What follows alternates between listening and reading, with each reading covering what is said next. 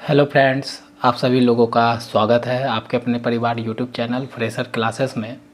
तो फ्रेंड्स, आज हम लोग सीटेट जुलाई 2024 के लिए ईवीएस पेपर का इम्पॉर्टेंट 30 क्वेश्चन देखेंगे। ठीक है, तो आइए पहला क्वेश्चन लेते हैं। जैसा यहाँ पर लिखा हुआ है, पर्यावरण अध्ययन। ठीक है, पर्यावरण में पूछा जाता है सीटेट के, अगर आप पेपर 1 दोगे उसमें। तो पहला क्वेश्चन क्या बोल रहा है, एक शिक्षिका ईवीएस शिक्षण के लिए अपने विद्यार्थियों के साथ तुल्यकालिक, जिसे सिंक्रोनस संप्रेषण का चयन करना चाहती है। अब आपको समझना होगा कि तुल्यकालिक क्या समझना होगा। तुल्यकालिक जिसे हम क्या बोल रहे हैं, इसी को और बोल रहे हैं सिंक्रोनस। तो इसका मतलब क्या होता है ना कि तुल्यकालिक सिंक्रोनस का मतलब होता है ना कि आप तुरंत किसी से कम्युनिकेट कर सको, तुरंत किसी से बातचीत कर सको। ठीक है, मतलब इंस्टेंट, मतलब अभी हम चाहे और अभी हम बात कर लिए। तो कैसे कर सकते हैं, वीडियो कॉलिंग से कर सकते हैं, आप फ़ोन से फ़ोन कॉल कर सकते हैं और एसएमएस से कर सकते हैं। तो इसी सब को है ना सिंक्रोनस या तुल्यकालिक संप्रेषण कहते हैं। संप्रेषण का मतलब क्या होता है, सम यहाँ भी लिखा हुआ है संप्रेषण। संप्रेषण का मतलब होता है कम्युनिकेशन, मतलब बातचीत। तो यहाँ पर बोला है कि तुल्यकालिक संप्रेषण। तो तुल्यकालिक संप्रेषण का एक ही मतलब समझना है कि हमको इंस्टेंट अगर बात करना है, तुरंत बात करना है, तो वो कौन सा विधि अपनाया जाए कि तुरंत बात हो जाए, इसी को कहते हैं। ठीक है, तो यहाँ पर क्या है, एक शिक्षक जो ईवीएस की क्लास ले रही है, ठीक है, अपने विद्यार्थी के लिए तुरंत कम्युनिकेशन का चयन करना चाहती है। वह निम्नलिखित में से किसे चुनेगी? तो वो फ़ोन कॉल को चुन सकती है। ठीक है, प्री रिकॉर्डेड वीडियो, रिकॉर्डेड नहीं, मतलब कम्युनिकेशन करना है तो रिकॉर्डेड चीज़ नहीं करना है। तो ऑप्शन 1 गलत हो गया। ईमेल सही है। Social media post, phone call. यहाँ पर क्या है, सोशल मीडिया पोस्ट जो है ना वो आपका इंस्टेंट कम्युनिकेशन का जरिया नहीं है, तो ये नहीं होगा। त्वरण संदेश, ब्लॉग, टेली कॉन्फ्रेंसिंग। अब देखिए, ब्लॉग क्या होता है, आप बना देते हो, बाद में कोई उसको देख सकता है, तो ये भी इस कारण से ये भी कट गया। तो आपका बचा क्या, वीडियो कॉन्फ्रेंसिंग सही है, ये आपका इंस्टेंट एक आदमी को दूसरे आदमी से इंस्टेंट बातचीत करवाने का जरिया है, सही है। ऑनलाइन चैट सत्र, ऑनलाइन भी आप किसी व्यक्ति से तुरंत जुड़ सकते हो, कम्युनिकेट कर सकते हो। फ़ोन कॉल भी तुरंत कर सकते हो आप किसी से भी। तो आपका ऑप्शन हो गया राइट 4। ठीक है, आगे, यदि थीम यात्रा रेलवे स्टेशन ईवीएस में एक सामुदायिक संसाधन के उपयोग को दर्शाता है, तो निम्नलिखित में से कौन पूरा करेगा? क्वेश्चन समझ है, क्या बोल रहा है कि आपका जो थीम है यात्रा, तो यात्रा करने के लिए आप यात्रा करने के लिए आप कहाँ जाओगे, रेलवे स्टेशन जाते हो। यात्रा आपको किसी जगह का करना है तो आप कहाँ जाते हो, रेलवे स्टेशन जाओगे। तो यहाँ पर थीम यात्रा दिया हुआ है, जिसके लिए आप जाओगे कहाँ पर, रेलवे स्टेशन। उसी तरह आपको क्वेश्चन में पूछ रहा है कि आपको थीम दिया हुआ है भोजन, तो थीम है भोजन। जैसे यात्रा करने के लिए रेलवे स्टेशन तक जाना पड़ता है, तो भोजन के लिए आपको कहाँ तक जाना पड़ेगा, कृषि फार्म तक जाना होगा। कहाँ पर जाना होगा, कृषि फार्म। दुकानदार के पास नहीं जाना होगा, जंगल के पास नहीं, किसान के पास नहीं, तो किसके पास जाना होगा, ऑप्शन ए राइट हो जाएगा। ठीक है, आगे आइए, ईवीएस शिक्षण के दौरान, ठीक है, एक शिक्षक का बयान जो विद्यार्थियों को स्वयं या अपने साथियों की प्रतिक्रियाओं से उत्तर को विस्तृत करने के लिए प्रोत्साहित करता है। क्या बोला कि एक शिक्षक है ईवीएस के, ठीक है, अब वो है ना प्रश्न कर रहे हैं या कुछ बयान दे रहे हैं जिससे कि विद्यार्थियों को स्वयं या अपने, जिससे कि विद्यार्थी क्या करे, खुद से करे, स्वयं या अपने साथियों की प्रतिक्रियाओं से उत्तर को विस्तृत करने के लिए प्रोत्साहित करता है। ठीक है, कहने का मतलब है कि एक ईवीएस की टीचर है, वो बच्चों को कुछ कह रही है, कुछ प्रश्न दे रही है कि बच्चे खुद से या अपने सहपाठियों के सहयोग से वो टास्क को पूरा करे, उस प्रश्न को पूरा करने के लिए प्रोत्साहित हो, ठीक है, मतलब मोटिवेट हो। तो को कैसे होगा, तो खोजबीन प्रश्न से होगा। हाँ सही है पहला ही, क्योंकि वो खुद से करेगा, तो खुद से कैसे करेगा, खोज कर ही तो करेगा कोई भी चीज़ को, तो खोजबीन प्रश्न सही है। ये सब ऑप्शन गलत है, तो आपका ऑप्शन ए राइट हो गया। आगे, अनीता परिवार थीम को पढ़ाने के लिए एक इकाई योजना तैयार करती है। अनीता को टीचर की नाम होगी, मान लेते हैं यहाँ टीचर है, वो परिवार थीम पढ़ाना चाहती है। वो क्या टॉपिक लेके आई है क्लास में, परिवार थीम, वो टॉपिक है आज क्लास का परिवार पे वो मतलब पढ़ाना चाहती है अनीता। एक इकाई योजना तैयार करती है, निम्नलिखित में से कौन सा उसकी इकाई योजना का शीर्षक होगा। तो बोल रहा है कि इसमें से इस 4 ऑप्शन में अगर वो क्लास इंटर करी, आज उसका मन में आया कि हम परिवार पढ़ाएंगे टॉपिक, तो वो टॉपिक का क्या नाम लिखेगी। तो देखिए, परिवार घुमंतु परिवार ना, परिवार के प्रकार एकल और संयुक्त नहीं, वो तो परिवार के अंदर टॉपिक आ जाएगा। एक परिवार के आंतरिक संबंध, कुछ हद तक ठीक है। संबंध लिंग, देखिए अब जो बचा ऑप्शन आपका जो बचेगा तो वही है, इसका मतलब 3 अगर रिमूव हो गया तो जो बचा वही आंसर होगा, ये होगा ना। तो देखिए परिवार संबंध, अब परिवार पढ़ाने के लिए उसमें सारा चीज़ तो आप लीजिएगा ना, तो परिवार में संबंध होता है ना, जैसे भाई बहन माता पिता, तो संबंध का जिक्र करेंगे परिवार में, तो संबंध पढ़ाएंगे, ठीक है। लिंग भूमिका भी बताएंगे, स्त्रीलिंग पुल्लिंग परिवार में होता है, जैसे माता स्त्रीलिंग में पिता पुल्लिंग हो गए, तो ये भी थीम है। व्यवसाय, अब परिवार में क्या है, घर चलाने के लिए आर्थिक व्यवसाय करते हैं लोग, तो जैसे पिता मान लीजिए कोई दुकान लगा रहा है, भाई कोई दुकान लगा रहा है या कोई जॉब कर रहा होगा, तो व्यवसाय भी तो पढ़ाना जरूरी है कि मेरे पिता ये व्यवसाय करते हैं, मेरे माता हाउस वाइफ है और मेरे भाई ये हैं इस व्यवसाय से जुड़े हुए, तो व्यवसाय भी परिवार में बताना होता है, करते हैं सब लोग। फिर बदलते समय में सामाजिक संस्कृति इकाई के रूप में, और बदलते समय के अनुसार क्या है, सामाजिक संस्कृति के अनुरूप भी आपको बताना होगा, ठीक है। तो आपका सबसे अच्छा ऑप्शन क्या होगा, परिवार थीम अगर पढ़ाना चाहती है अनीता क्लास में, तो वो परिवार को लेकर सारा टॉपिक चलेगी, संबंध लिंग भूमिका व्यवसाय बदलते समय में सामाजिक संस्कृति इकाई के रूप में, ठीक है। तो ऑप्शन आपका 4 राइट होगा। आगे बढ़िए, श्रीमती शीतल मतलब शीतल कोई टीचर का नाम है, वो ईवीएस की विभिन्न अवधारणाओं को मतलब विभिन्न टॉपिक को समझाने के लिए प्राथमिक कक्षाओं में, कहाँ पर बात हो रहा है, प्राथमिक, ध्यान दीजिएगा जब भी क्वेश्चन पढ़िए, अगर प्राथमिक, क्योंकि आप प्राथमिक टीचर बनना चाहते हैं 1 से 5 तक, तो तुरंत प्राथमिक आए तो प्राथमिक के अंतर्गत आपका माइंड में चीज़ें घूमने लगना चाहिए, छोटे बच्चों से लेकर, ठीक है। तो प्राथमिक कक्षाओं में कहानियाँ और कविताओं का उपयोग करना पसंद करती है, सही बात है। छोटे बच्चे तो वो कहानी और कविताओं से ही इंटरेस्टेड होते हैं क्लास में, उनके द्वारा कहानियाँ और कविताओं का प्रयोग का सबसे उपयुक्त तर्क क्या है, मतलब तर्क पूछ रहा है। तो देखिए, ईवीएस के पाठ्यक्रम को पूरा करना, साथ ही साथ विद्यार्थियों ने स्कूल में आने से पहले उनको सुना हो, नहीं ऐसा कोई बात नहीं है कि वो पाठ्यक्रम को पूरा करने के लिए कहानी सुनाएगी, ऐसा कुछ नहीं है। विद्यार्थियों को अपनी कविता और कहानियों को लिखने के लिए प्रोत्साहित करना, ये कर सकती है कि अपनी कहानी सुनाएगी और बोलेगी कि ये कहानी देखो कोई लिखा है, तो वो भी प्रोत्साहन इसको भी मिलेगा ना, तो ये पॉजिटिव बात है। तो ये ऑप्शन 2 ले लेते हैं। विद्यार्थियों को भाषा और संस्कृत में विविधता के बारे में जागरूक बनाना, पाठों को अधिक संवेगात्मक, सुखद और दिलचस्प बनाना, ये भी सही बात है और ये भी सही बात है। तो ऑप्शन आपका राइट हो गया 2, 3, 4, ऑप्शन 3 राइट हो गया, ठीक है, समझे। कविता मैम अगर 1 से 5 तक का बच्चों को सुनाएगी तो वो कविता आगे चल के बड़ा, क्योंकि प्राथमिक स्तर पर बालक का जीवन का ही पूरा नींव पड़ता है। अगर आप कविता कहानियाँ से सुनाओ तो वो लिखने के लिए प्रेरित भी होते हैं बच्चे लोग।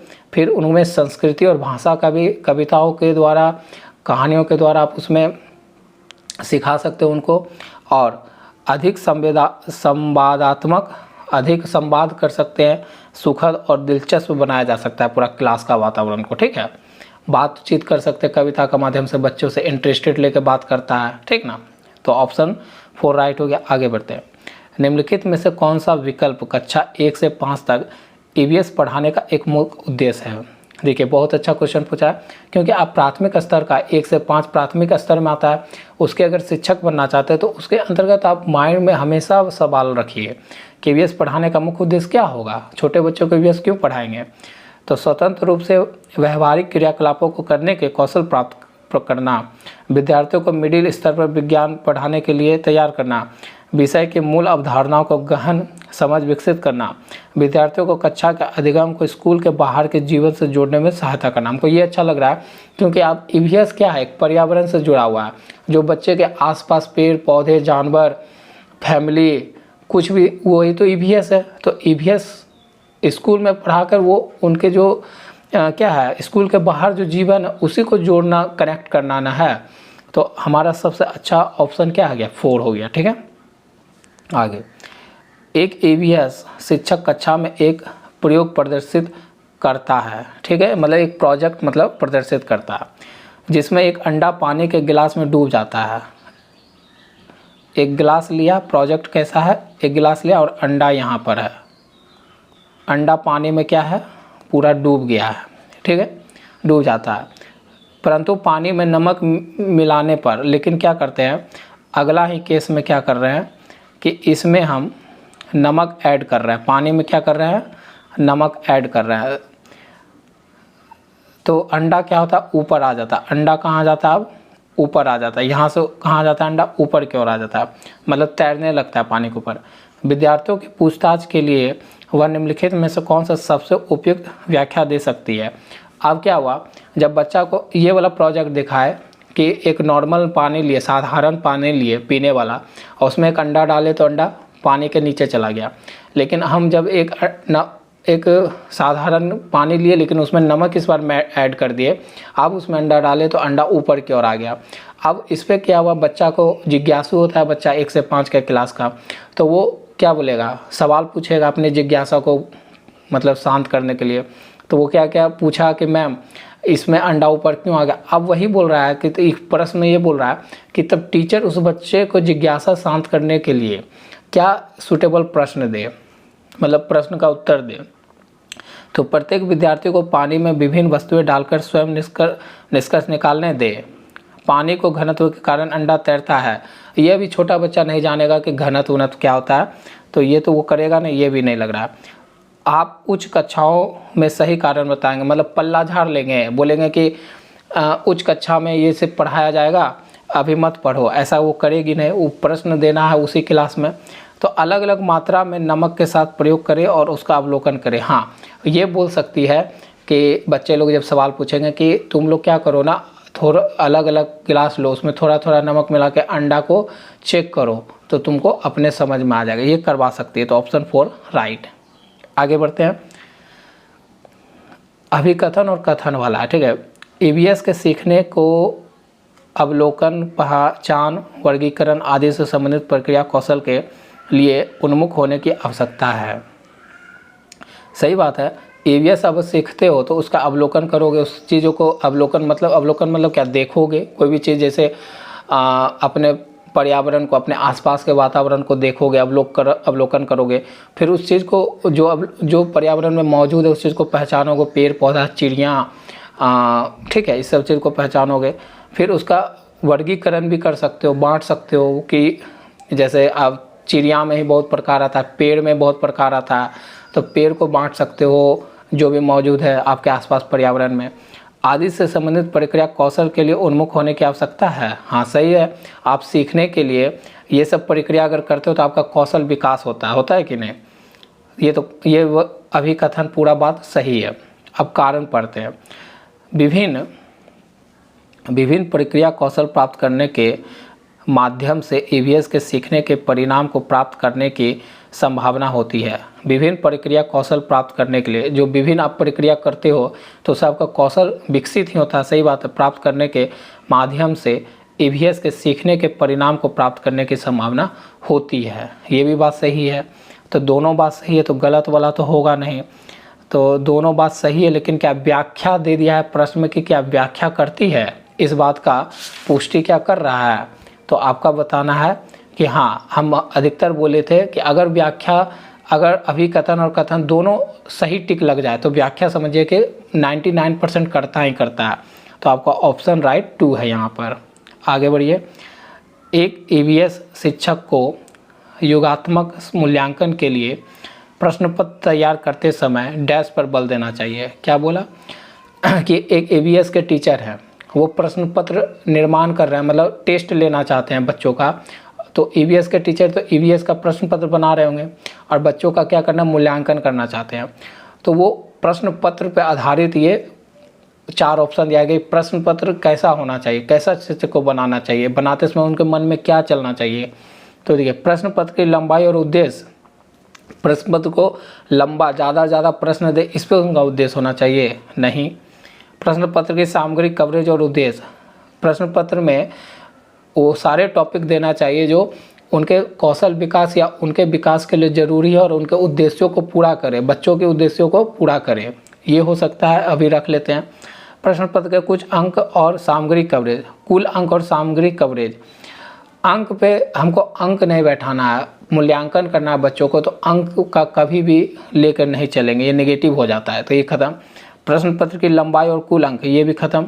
तो आपका बचा ऑप्शन 2, तो राइट हो जाएगा ऑप्शन 2, क्योंकि प्रश्न पत्र में वो सभी टॉपिक इंक्लूड करना है जिससे बच्चे का कौशल विकास हो सके। ठीक है, तो ये सही है और उसका उद्देश्य की प्राप्ति हो सके, तो ये ऑप्शन 2 राइट है। ठीक है, आगे आइए। कक्षा 3 के विद्यार्थी के लिए प्राथमिक है, तो 3 प्राथमिक स्तर में आएगा। प्राथमिक विद्यालय में 3 के विद्यार्थी के लिए ईवीएस में निम्नलिखित में से कौन सा सीखने का परिणाम या अधिगम प्रतिफल नहीं है। ध्यान दीजिएगा, आपको पूछ दिया है नहीं है पर। अच्छे और बुरे स्पर्श पर अपनी राय व्यक्त करना सही है, ये तो ईवीएस का टॉपिक में आता है ना कि अच्छा बुरा सिखाया जाता है, तो ये तो सही है, लेकिन आपको नहीं पूछा है, तो ये तो सही है, आपको नहीं वाला पूछा है। देखे गए अनुभव किए गए मुद्दों पर आवाज़ उठाना और समाज की प्रथाओं से संबंधित करना, जैसे संसाधनों के स्वामित्व में भेदभाव, ये छोटा बच्चा को नहीं करना चाहिए, ये नेगेटिव है, तो ये भलो नहीं कर सकती है। कुछ स्थानीय इंडोर आउटडोर खेलों में नियमों का अवलोकन कर सकते हैं, ये तो ठीक है। कक्षा का दिशाओं का पहचान कर सकते हैं, ये ठीक है। लेकिन बोली है कि ईवीएस में निम्नलिखित में कौन सा सीखने का परिणाम या अधिगम प्रतिफल नहीं है, मतलब ईवीएस सीखना चाहती है और ईवीएस सीखने के बाद वो क्या नहीं कर सकती है, ये पूछा है। तो देखे गए अनुभव किए गए मुद्दों पर आवाज़ उठाना, ये कक्षा 3 के या विद्यार्थी का काम नहीं है कि वो आवाज़ उठा के क्या करे, उसका विरोध करे। विरोध यहाँ इस जो सेंटेंस है ये विरोध उत्पन्न कर रहा है, मतलब बच्चों में विरोध की भावना दे रहा है कि आप कोई चीज़ पसंद नहीं आ रहा तब उसके खिलाफ खड़े हो जाइए।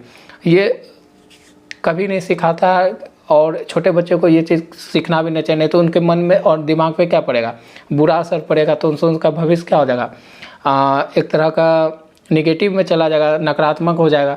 तो विरोध वाला भावना अभी नहीं सीखना है। ठीक है, तो ऑप्शन 2 गलत है, तो हमको गलत ही खोजना, तो ऑप्शन 2 राइट हो गया। ठीक है, आगे आइए।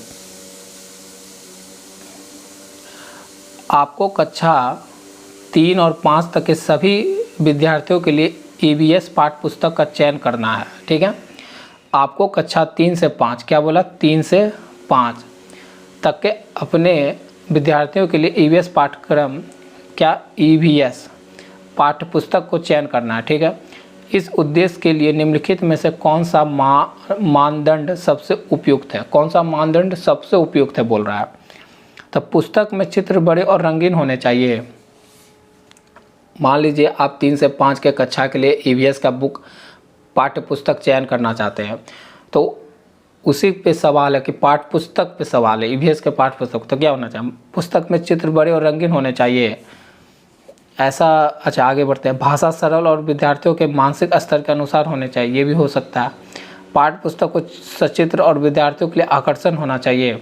पाठ्य पुस्तक बाल उन्मुख होना चाहिए तथा लिंग, जाति, वर्ग और धर्म के आधार पर किसी भी रूढ़िवादिता या अपमानजनक व्यवहार से रहित होनी चाहिए।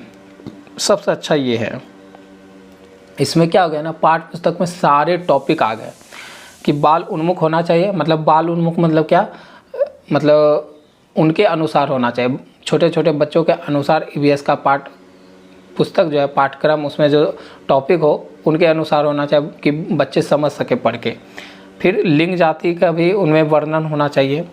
वर्ग और धर्म का आधार पर भी किसी भी रूढ़िवादी या अपमानजनक व्यवहार से रहित होना चाहिए। ठीक है, कह रहा है कि उसे न धर्म के बारे में कुछ बुरा लिखा हो उसमें, ना उसमें रूढ़िवादिता का ज़्यादा जिक्र हो, अपमानजनक व्यवहार का भी जिक्र नहीं होना चाहिए, मतलब उससे रहित होना चाहिए। रहित मतलब उसमें ये सब बातें नहीं होनी चाहिए।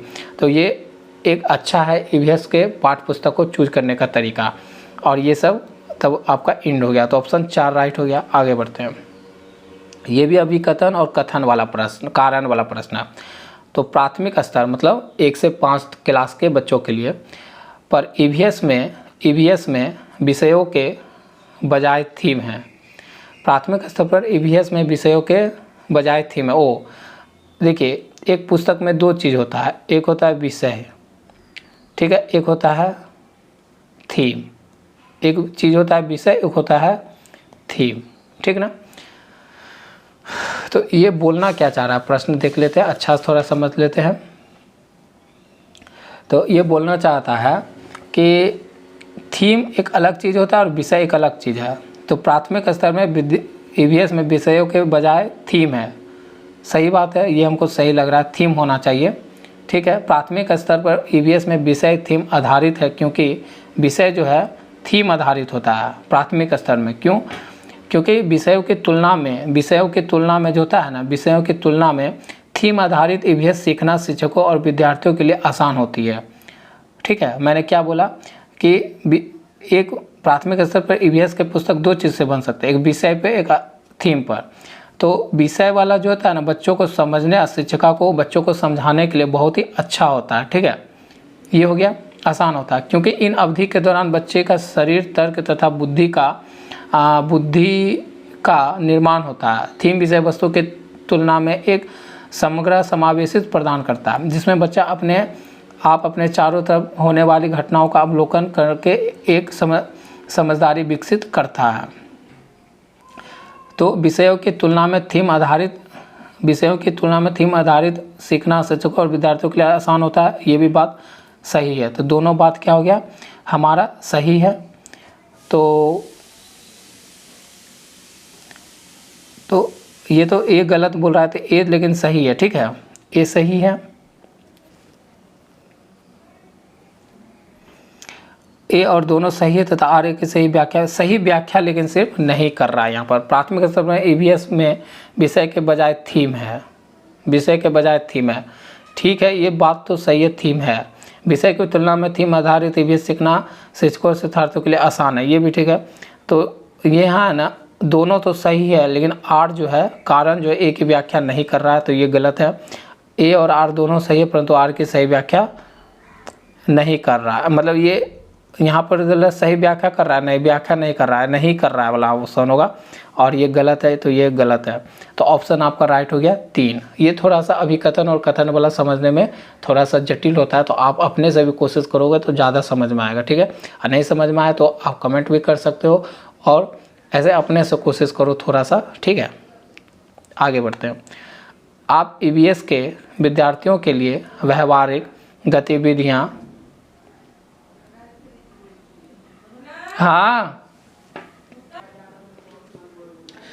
को प्रोत्साहित करना चाहते हैं।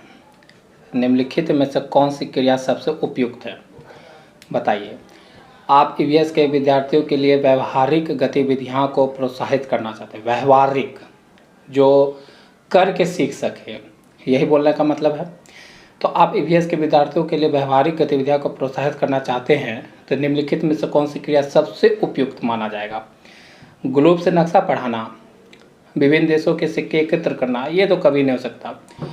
उपलब्ध सामग्री से ईवीएस किट विकसित करना, एक चार्ट पर विभिन्न पौधों के भागों को चित्र बनाना, ये भी नहीं होगा। ऑप्शन आपका सबसे अच्छा है कि खुद से करके बल दे रहा है। जो एनईपी 2020 है उसमें कहना क्या है कि खुद से बच्चा करके सीखे।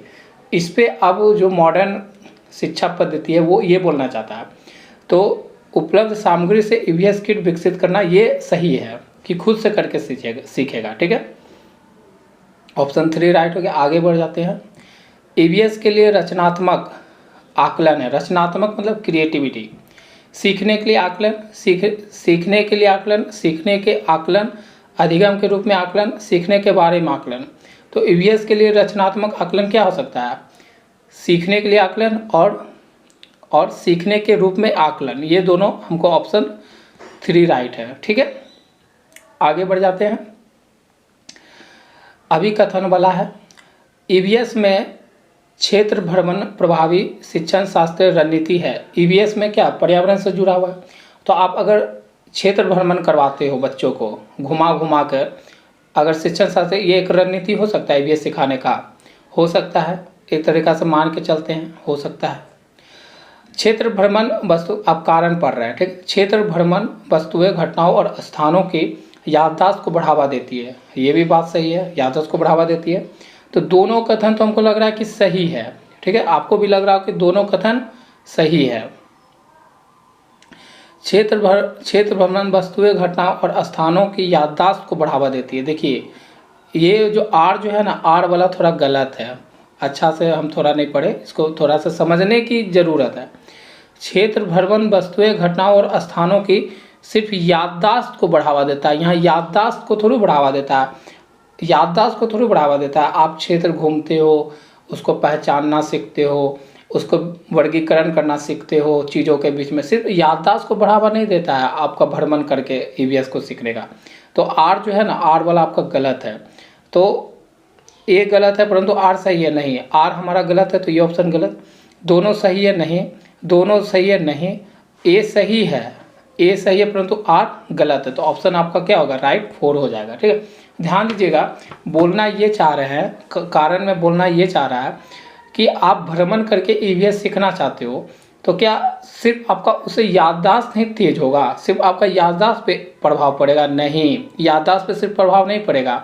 अगर आप हर चीज़ को घूम के सीखोगे तो आपका सिर्फ याददाश्त नहीं, आप उस चीज़ को वर्गीकरण, उस चीज़ को पहचानना, उस चीज़ के बारे में ज़्यादा जानकारी हासिल करना, कौशल हासिल कर सकते हो। तो बहुत सारे चीज़ उससे सीखा जा सकता है, घूमकर वस्तुओं को देखना, सिर्फ याददाश्त पे जोर नहीं देगा। ठीक है, तो ये इस बात पे ही ध्यान दीजिएगा, प्रश्न को सही से पढ़ना है। आगे बढ़ते हैं। गुजरात के सापेक्ष, मतलब गुजरात को सापेक्ष में रखकर उत्तर प्रदेश और आंध्र प्रदेश की क्रमशः स्थितियाँ क्या होगा? आप अगर देखते हो तो गुजरात कुछ ऐसे है भारत का, ठीक है,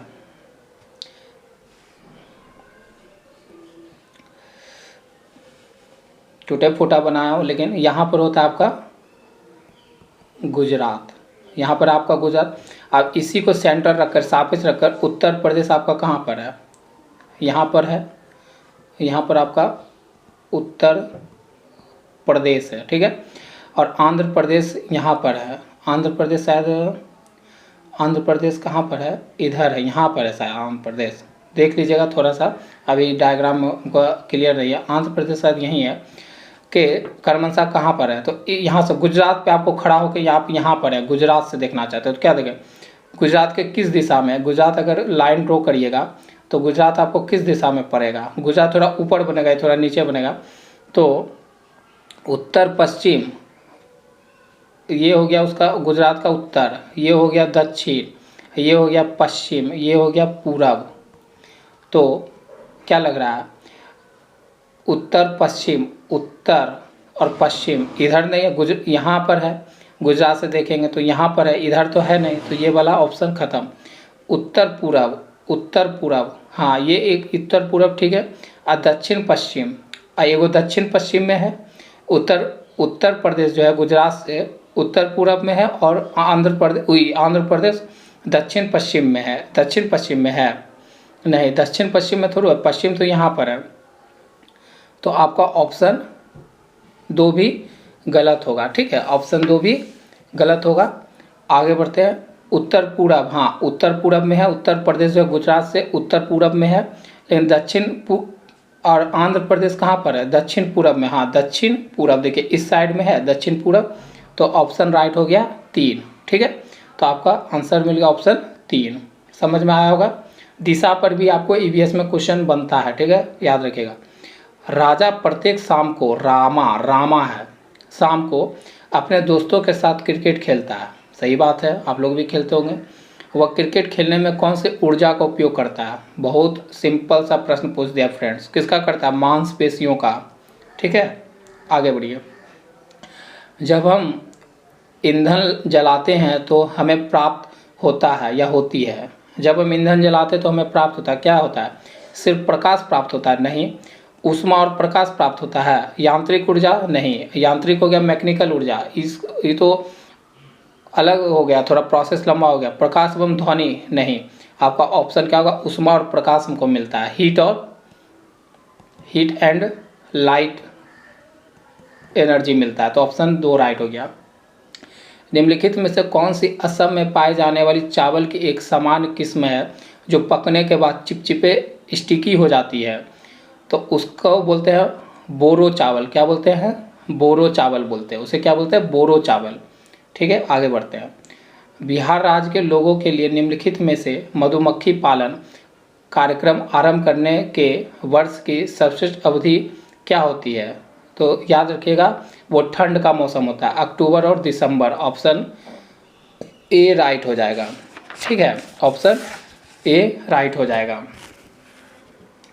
और मधुमक्खी का वैज्ञानिक नाम कोई पूछ दे तो क्या बताओगे? मधुमक्खी का वैज्ञानिक नाम क्या होता है बताइएगा आप लोग? वो होता है एपिस, क्या होता है? Apis indica. एपिस इंडिका नाम होता है। ठीक है, वैज्ञानिक नाम। अच्छा, मधुमक्खी के पालन को क्या कहते हैं? मधुमक्खी जो यहाँ पाला जाता है या उसका पालन जो करते हैं उसको क्या कहते हैं? इपीग्राफी कहते हैं। क्या बोलते हैं उसे? ईपी कल्चर बोलते हैं, सॉरी ईपी कल्चर बोलते हैं। ये याद रखना, ये आपका ईवीएस में हो सकता है प्रश्न बन जाए। ठीक है, तो उसे बोलते हैं ईपी कल्चर। मैं देखिए माइक लगाना ही भूल गया था।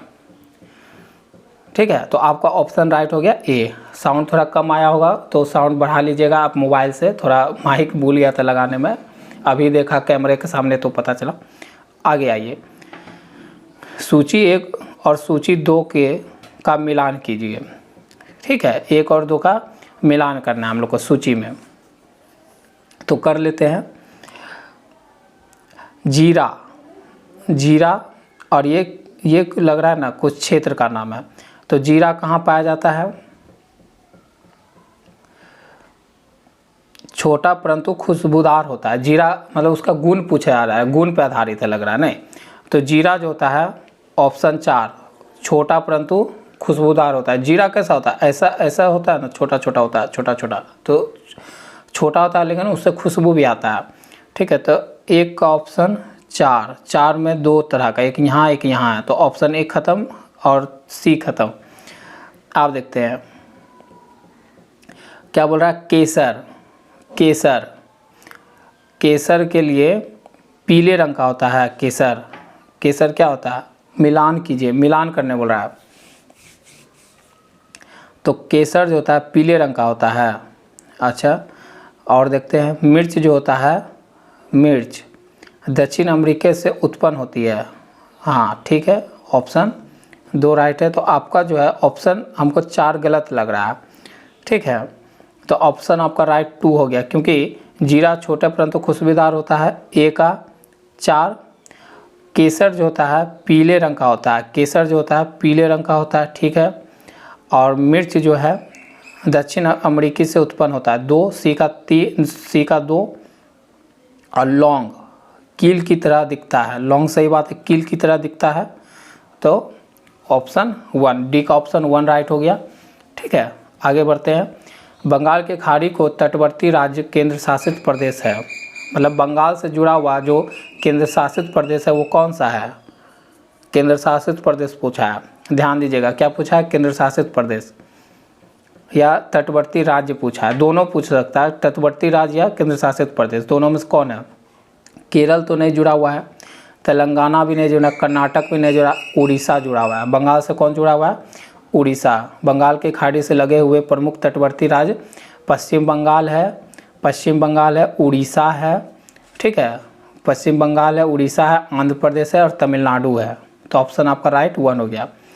जंगलों के बारे में निम्नलिखित कथनों पर विचार कीजिए। ठीक है, जंगलों के बारे में। कुडुक भाषा में तोरंग का मतलब जंगल है। कुडुक भाषा में मतलब जंगल पे आपको बात करना है। किस पे बात करना है? जंगल पर। तो कुडुख भाषा में तोरन का मतलब जंगल है। कुडुख भाषा में तोरन का मतलब जंगल है, सही बात है। झारखंड में ग्राम परिषद या पंचायत जिसे बोलते हैं, लॉटरी के माध्यम से यह तय करती है कि किस परिवार को कृषि के लिए कितनी भूमि मिलेगी। नहीं। जंगल अधिकार कानून इतना उन लोगों का अधिकार दिलाता है जो कम से कम इतना वर्ष से जंगलों में रह रहे हैं। नहीं। मिजोरम में लगभग 3/4 लोग जंगलों से जुड़े हुए हैं, सही बात है। तो ऑप्शन आपका राइट हो गया डी। ठीक है, आगे बढ़िए। 24 ग्राम पर ml घनत्व और 6 ml आयतन वाली वस्तु का द्रव्यमान क्या होगा। मतलब आपको द्रव्यमान पूछ दिया है, इंग्लिश में बोले तो मास पूछा है।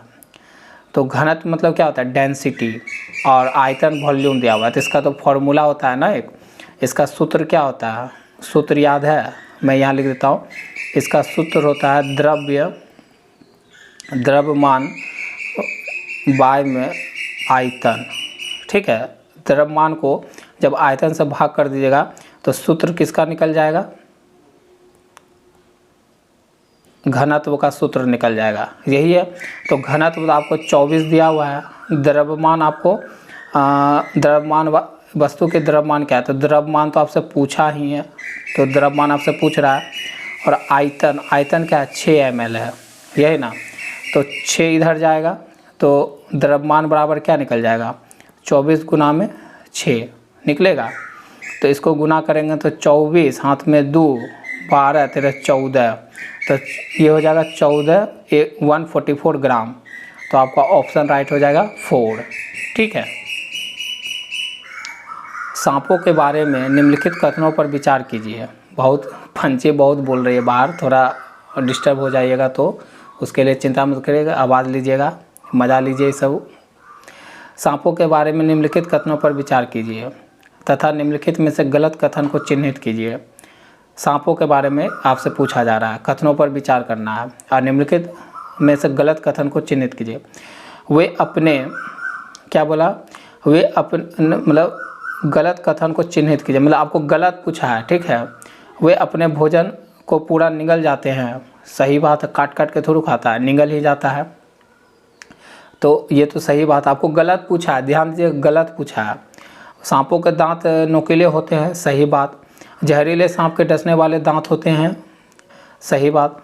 वे अपने शिकार को चबाकर खाते हैं, चबाकर थोड़ा खाता है, निगल जाता है, तो ये गलत बात है। और आपको पूछा भी है गलत, आपको पूछा है गलत, इसलिए गलत वाला आंसर होगा। आगे आइए।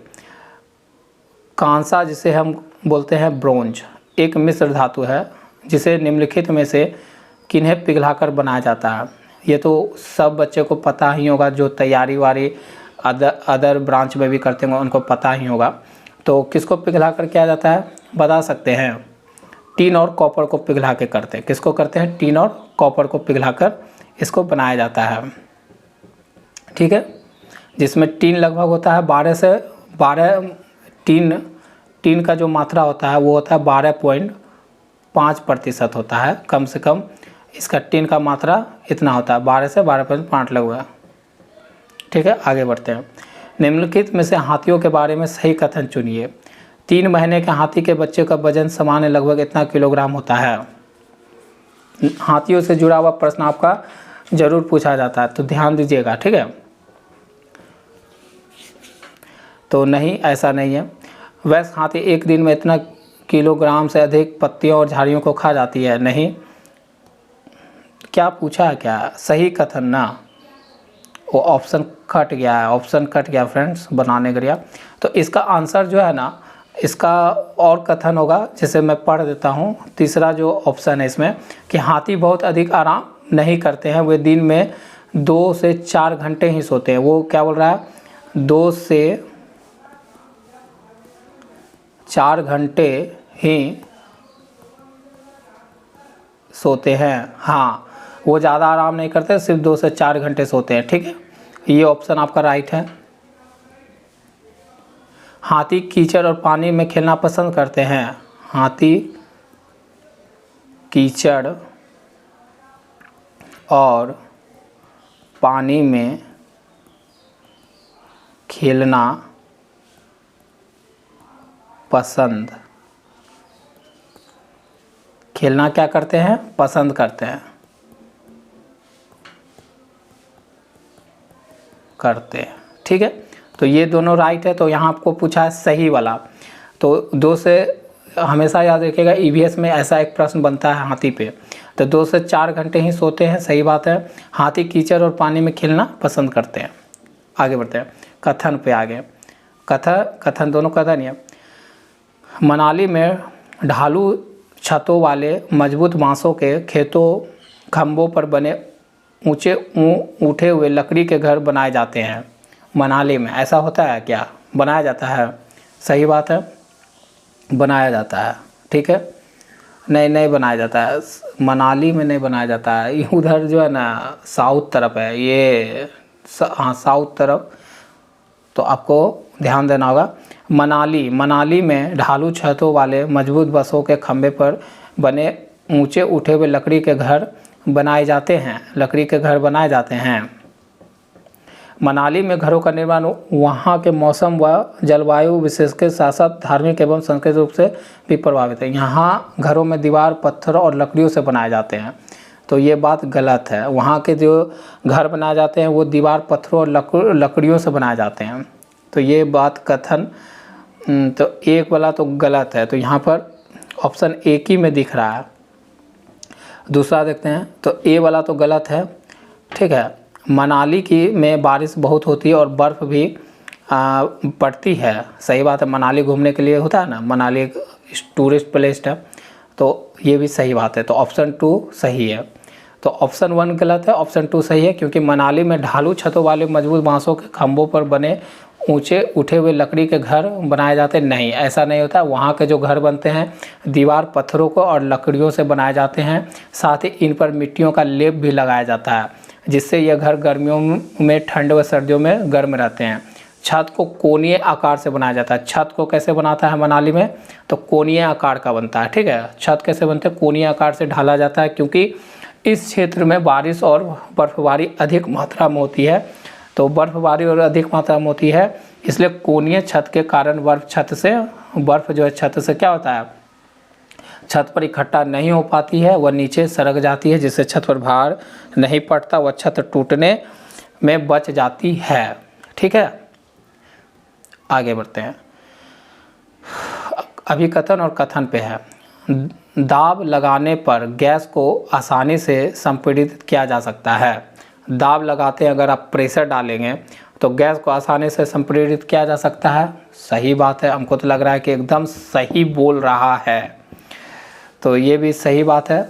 गैस के बैलून भर दीजिए तो उसको दबाइएगा तो दब जाता है ना आसानी से। जब हम किसी गैस पर दबाव लगाते हैं तो गैसीय कणों के बीच अंतराणु स्थान कम हो जाता है, सही बात है। अगर एक बैलून लिए और उसमें हवा भरा हुआ है, उसको हम दबाव लगाएंगे तो वो जो पार्टिकल दूर दूर फैला वो क्या होगा, पास आने लगेगा, हो जाता है और आसानी से संपीड़ित हो जाता है, ये भी सही बात है। तो गलत वाला तो ऑप्शन होगा नहीं, गलत वाला होगा नहीं, और दोनों एक दूसरे के क्या व्याख्या कर रहा है। मेन बात है ना, पेच यहीं फंसता है कि व्याख्या कर रहा है, हाँ व्याख्या कर रहा है, तो ऑप्शन ए राइट हो जाएगा। क्योंकि मैंने बोला कि इस तरह का व्याख्या में फंस जाते हैं, तो हमेशा क्या करिएगा, थोड़ा रिस्क लेके आपको खेलना पड़ेगा। तो जब भी याद रखिएगा कि दोनों बात अगर सही कथन हो, अभी कथन और कथन सही हुआ तो समझिएगा व्याख्या भी सही होगा। ये निंजा टेक्निक है।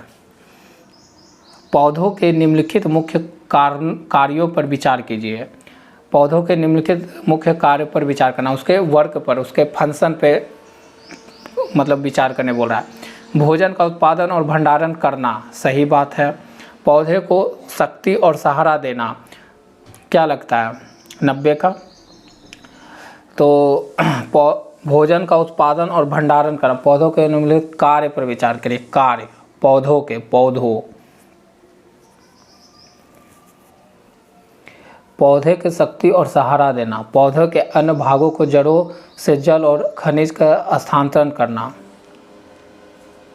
मुख्य कार्य पौधों के अन्य भागों को जड़ों से जल और खनिज का स्थानांतरण करना। तने के मुख्य कार्य, सॉरी आधा ही क्वेश्चन पूछा इसलिए मैं विचार कीजिए। तने का मुख्य कार्य पूछा है, तने का, हम पौधों पे ही तना का पूछा है ना, तो तना क्या होता है, ये होता है और इससे जड़ जुड़ा हुआ था इससे से। ये आपका जड़ होता है, तो ये होता है आपका तना, ठीक है। तो पौधों का शक्ति सहारा देता है, हाँ सही बात है, सहारा देता है तब ना ऐसे पौधा खड़ा होता है, पौधा थोड़ा ऐसे ऐसे खड़ा होता है, तो सहारा देता है ना। पौधे का अन्य भागों को जड़ों से जल और खनिज का स्थानांतरण और जड़ से पानी उन्हीं खनिज खींच के क्या करता है, अन्य भाग तक पहुंचाता है, तो ये भी सही है। भोजन का निर्माण ये नहीं करता है, ध्यान दीजिएगा, भोजन का निर्माण ये नहीं करता है। तो आपका ऑप्शन क्या हो जाएगा, दो सही है और तीसरा सही है, तो आपका ऑप्शन राइट हो जाएगा 1, ठीक है, ये वाला। तो इस तरह से मैंने आपके EVS के 30 आउट ऑफ 30 क्वेश्चन मैंने कंप्लीट करवा दिए। तो जो भी आप लोग तैयारी कर रहे हैं वीडियो पूरा देखिए, अभी लगता है ज़्यादा बच्चे तक नहीं पहुंचता है, लेकिन जिनके पास ही पहुंचता है वो वीडियो को देखिए। अगर स्पीड थोड़ा स्लो लगे फ्रेंड्स तो आप उसको 1.5 पे स्पीड पे कर देखिए, लेकिन आप ज़रूर देखिए, बहुत ही हेल्पफुल होगा, ठीक है। तो मिलते हैं नेक्स्ट वीडियो में, आज के लिए बस इतना ही, धन्यवाद।